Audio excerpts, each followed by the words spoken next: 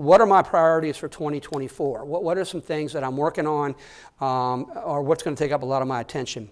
The first thing is something called zero-based budgeting.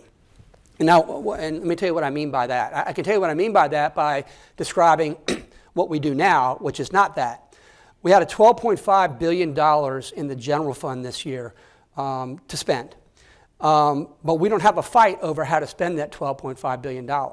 The only thing we fight over, the only thing we debate about, the only thing we hold hearings over is the new money that comes in over and above last year's. Because every year we start out automatically with state agencies being funded at the very same level going forward. Okay, we just carry that budget forward, and that's what they start with. And everybody fights over the delta, the new money that's coming in.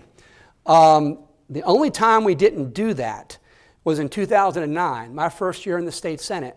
And we had to do it in 2009 because 2009 is the only year I can remember where we had less money coming into the general fund than we did the year prior. So we couldn't do that because we couldn't just simply appropriate what we appropriated state agencies in 2008, rolled into 2009. We didn't have as much money. So we did zero-based budgeting that year. And what that means is every state agency had to come in, rank their programs in terms of effectiveness, justify each one of those programs, and then the General Assembly lopped off the ones that weren't effective or lopped off the ones that weren't critical. And that's the way we balance the budget, okay? That's zero-based budgeting, and that's what we ought to do every single year. I mean, think about what a company right now, a private company would go out of business if it simply funded every department every year at the same level that they got the prior year. What they do instead, right, is they look at that department, they see how effective it was, they see whether or not it accomplished its objectives, it determines whether or not there's a better way of doing something. I mean, so if a company doesn't do that, it goes out of business because it's not using its resources wisely.